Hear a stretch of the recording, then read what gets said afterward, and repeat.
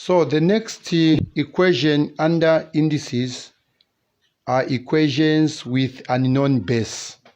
So if the base is the one which is not known and the index is known, so what we do is that we multiply the index by its inverse.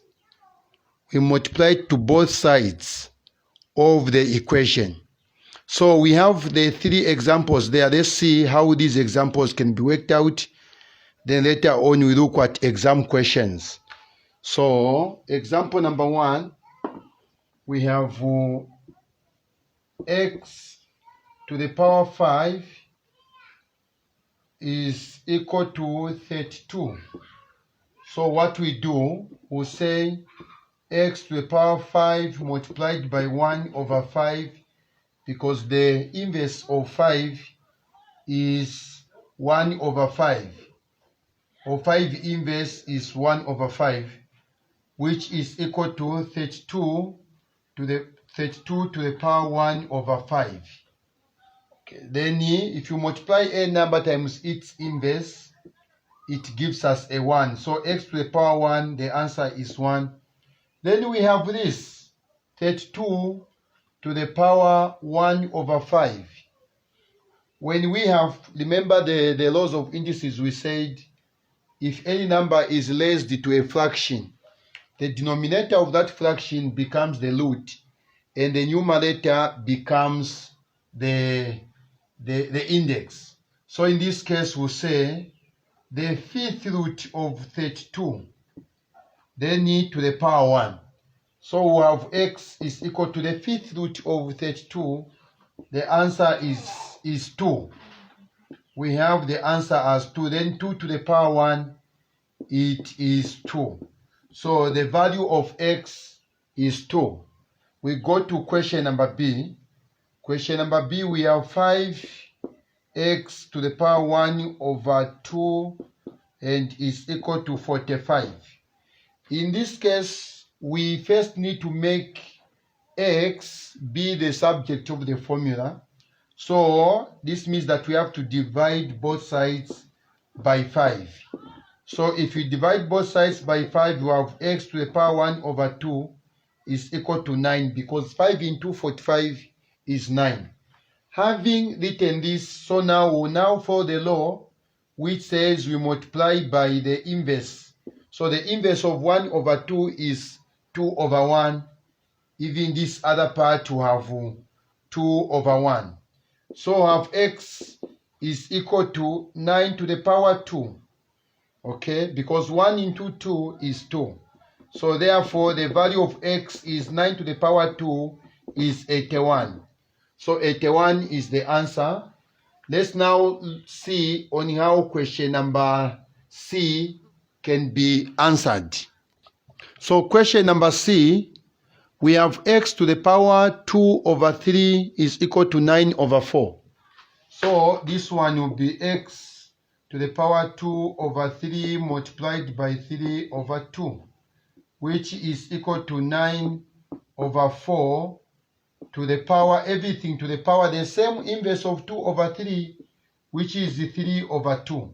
So any number times its inverse is 1. So we have x is equal to, this one we have 2 here, then we have 9 over 4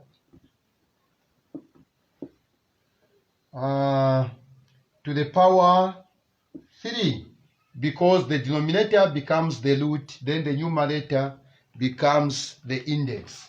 So we have x is equal to the square root of 9 is 3, and the square root of 4 is 2, then to the power 3. Then we have 3 to the power 3, we are going to have 27, and 2 to the power 3, we have 8. So the value of x is 27 over 8. 27 over 8. Now let's look at the exam question. The first question under exam question is solve the equation 2x squared is equal to 8. 2x squared is equal to 8. And we are told that our answer should be written on, or rather our answer should be in 2.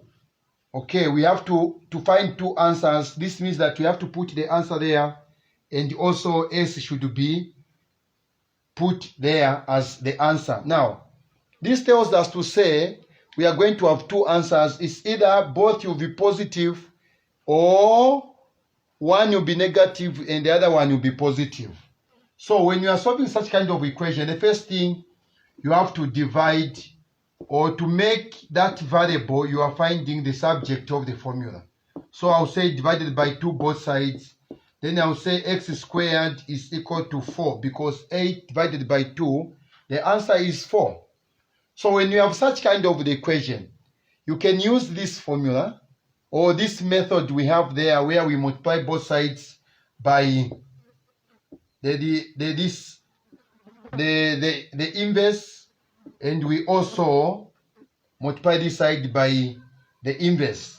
So we have any number multiplied by its inverse, it's 1. So x to the power 1 is the same x. Then we have 1 over 4. So this, since this is a fraction, this can also be written as the root. Okay, the root of 4. Then we have to the power 1.